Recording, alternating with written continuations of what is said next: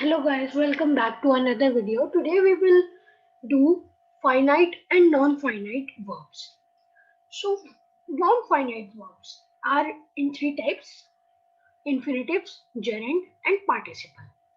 The infinitives: simple infinitives, gerundial infinitives and bare infinitives. The three types of infinitives, and there are also three types of participles: present participle, past participle and perfect participle.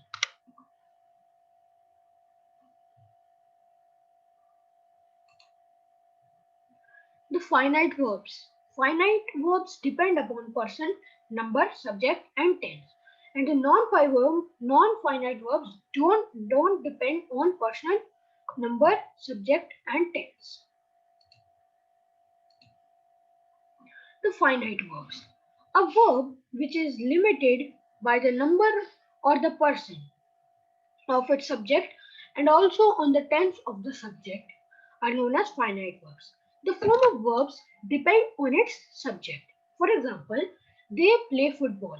To play is a plural subject and a plural verb. He plays football.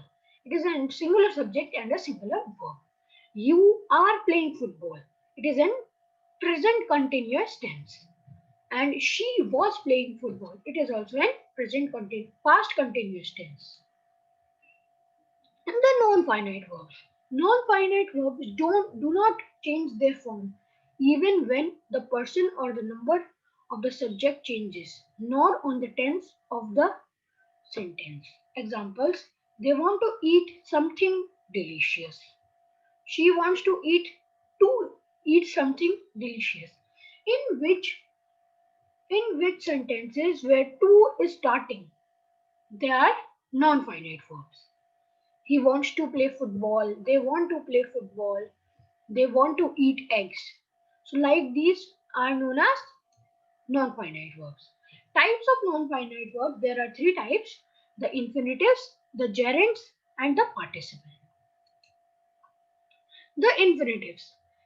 The infinitives is a non-finite verb, is generally preceded by to, and it is a verb that is used like a noun, adjective, or adverb. Infinitives are of two types: simple and gerundial. Simple infinitive, when infinitive is used as noun, is called simple infinitive. And when infinitive is used as adjective or adverb, it is known as gerundial infinitive. When simple infinitives, when infinitive is used as noun, it is called a simple infinitive. And now I will tell you uses of infinitives as subject, as object to verb, and as complement to verb. As subject, to read is a good habit. Where the subject is there, the sentence will start from to. To read is a good habit. Then to find fault is easy. As object to verb, I like to play and he likes to play. It will start from I, he, she, like this. As complement to verb, in this, his, her, like this they will start.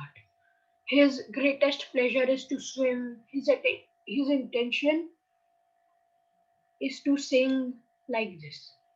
Use of infinitive with to and enough. The infinitives are used also with to and enough. For example, he is too weak to move. He is very much weak, like the meaning of the sentence is, he is very much weak to move. So she is old enough to get married. Now the meaning the sentence is that she is old, that's why she cannot be married now. Use of infinitive with dummy. With dummy means it. It is a duty to respect our elders. To respect our elders is the duty. The meaning of the sentence is, it is difficult to live without pure water. To live without pure water is difficult. The meaning of the sentence is, to live without pure water is difficult. It is illegal to detain a woman in night. To detain a woman in night is illegal. So to detain, to live, to respect, these are use of infinitive with dummies. Now next is use of infinitives with WH words.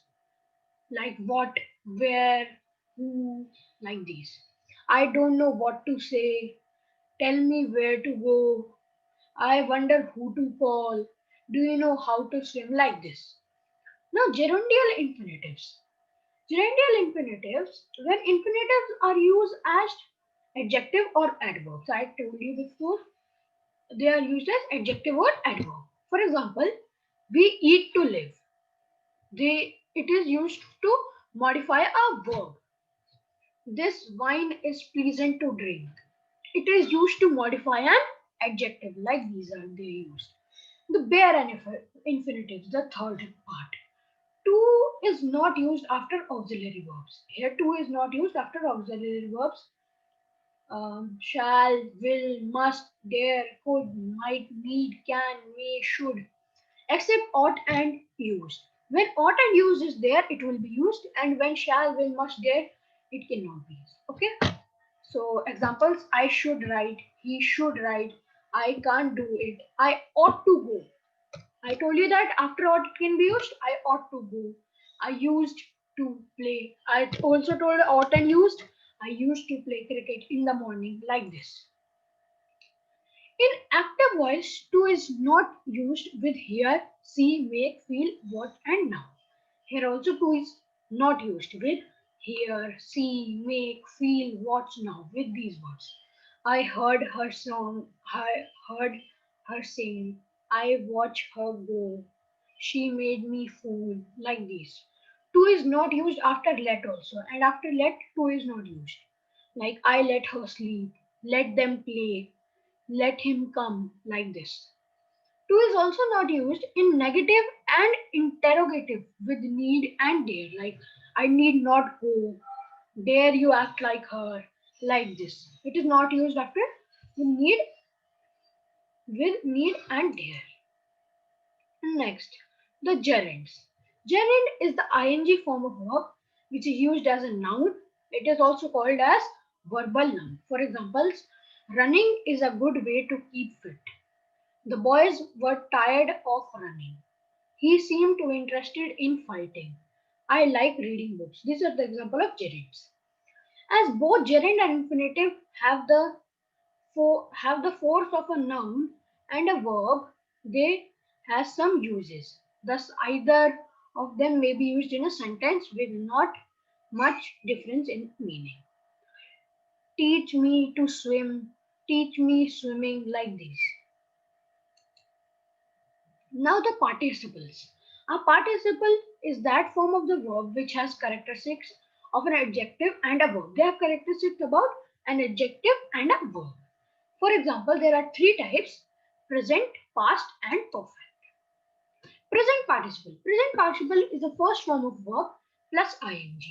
Present participle ends with ing and represents an action as going on or incomplete. We met a girl carrying a basket of flowers. It was a tiring journey. The blind man, thinking all was safe, tried to cross the road, like this.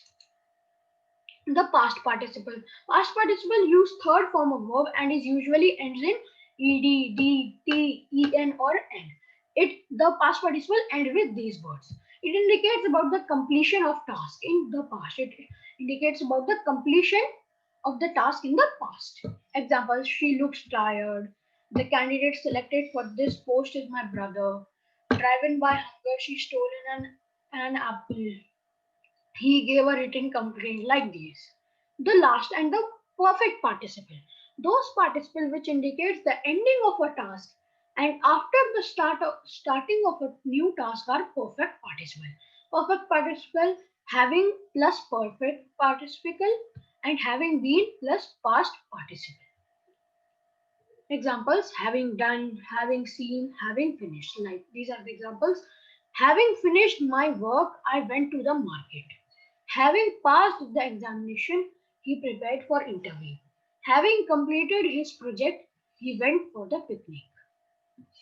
This was the last. Thank you everyone for watching this video. If you like the video, please subscribe to my channel, and thank you and have a nice day.